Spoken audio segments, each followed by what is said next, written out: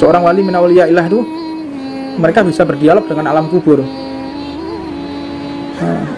Seorang wali Allah dia berdialog dengan alam kubur, bisa. Seorang wali. Siapa contoh? Bukan doa tidak sampai. Kalau memang doa tidak sampai, tidak diajarkan mengucapkan salam di dalam kubur.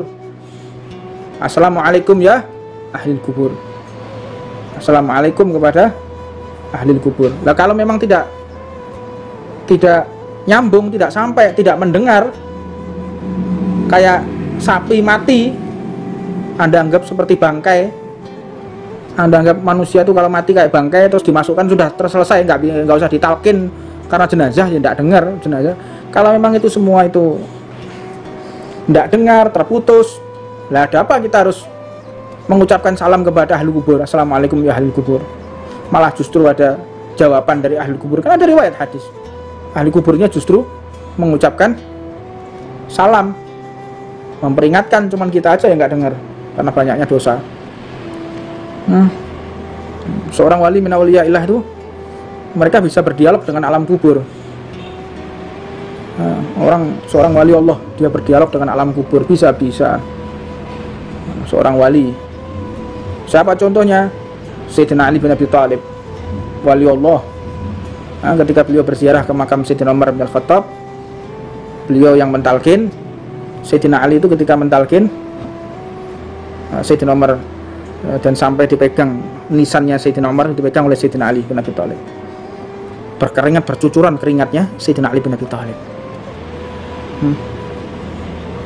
Ketika ditanya, wahai Ali bin Abi Thalib, kenapa engkau bercucuran keringatmu, pucat pasi seperti ini wajahmu? Kata Sayyidina Ali, aku melihat Sayyidina Umar bin Khattab di alam kuburnya ditanya oleh malaikat Munkar Nakir, man rabbuka, man nabiyuka, siapa Tuhanmu, siapa nabimu? Ngamuk Sayyidina Umar. Kamu tanya siapa Tuhan saya, kamu tanya siapa nabi saya? Malaikatnya yang dimarahi malah sama Sayyidina Umar bin Khattab. Kamu tidak tahu saya hidup mati untuk Allah Subhanahu wa ta'ala, dan kamu tidak tahu, tidak bisa melihat yang di sampingku ini siapa? Nabi Muhammad SAW. Aku dimakamkan di samping Rasulullah SAW. Terus begini caramu bertanya kepada umat Rasulullah. Munkar Nakir kalau menanyakan itu orang bisa gemetar. Munkar Nakir sampai dikatakan oleh Sayyidina Ali, malaikatnya diancam sama Sayyidina Umar. Awas ya, malaikatnya diancam, awas ya, kalau sampai engkau bertanya kepada umatnya Rasulullah dengan cara seperti ini, awas kalian. Bayangkan Sayyidina Umar bin Khattab ini sampai seperti itu ya, makom kedudukannya Sayyidina Umar bin Khattab ya, luar biasa umatnya Rasulullah SAW, para sahabat Nabi Muhammad SAW. Bahkan Sayyidina Ali pun memuji Sayyidina Umar. Sayyidina Umar ini memudahkan urusan umat Islam, menata urusan umat Islam bukan hanya di dunia, sampai urusan kuburan juga diringankan, diatur oleh Sayyidina Umar bin Khattab.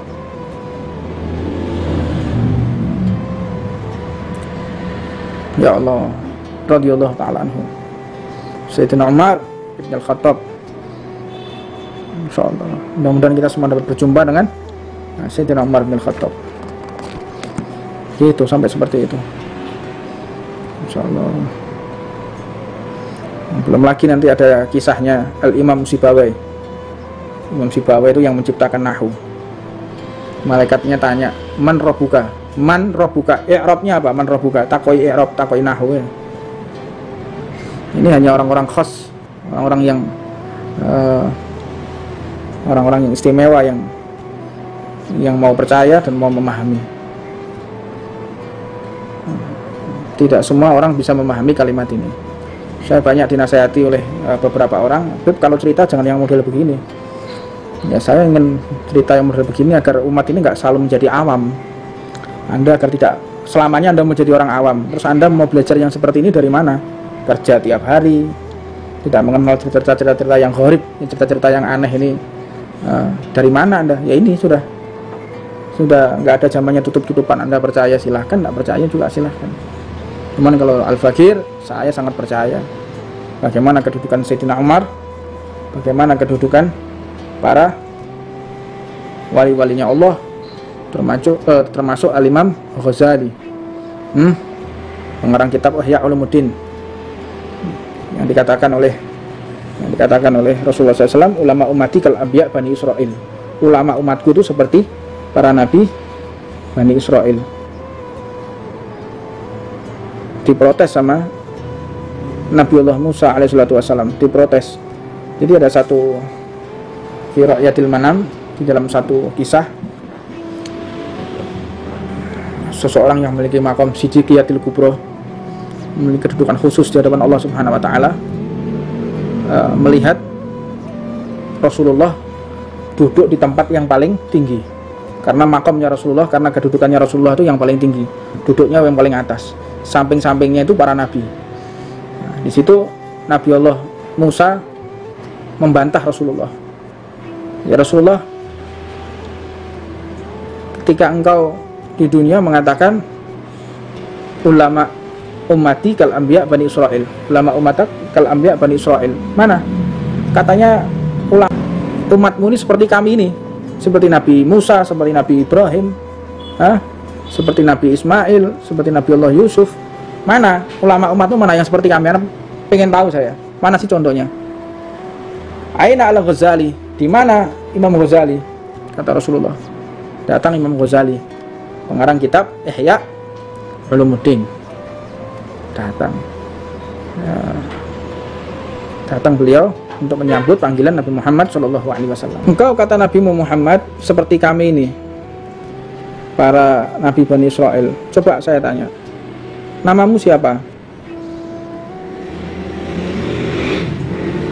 Anna Muhammad bin Muhammad Al-Ghazali. Saya tanya namamu, malah justru engkau sebutkan namamu, nama ayahmu dan nama kakekmu.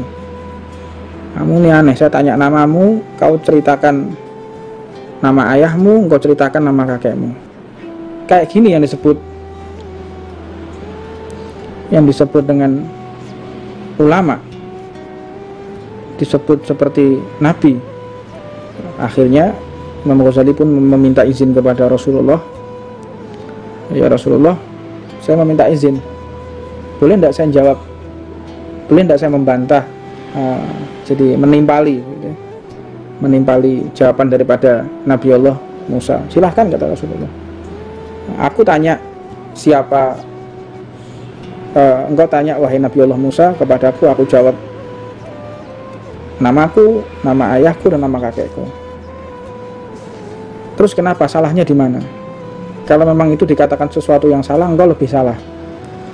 Kok bisa begitu? Iya, ketika engkau ditanya oleh Allah Subhanahu wa taala, apa yang ada di tangan kananmu? Engkau jawab, ini tongkatku, aku gunakan untuk berjalan, aku gunakan untuk membelah lautan.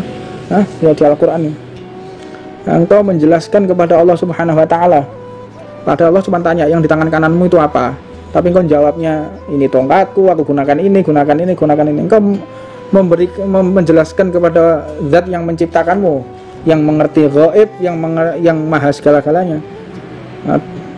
Terperangah Nabi Allah Musa dengan jawaban Imam Ghazali dan mengatakan, sodaqta ya Rasulullah, bahwa ulama umatak kal anbiya Bani Israil. Ulama umatmu itu seperti para nabi Bani Israil.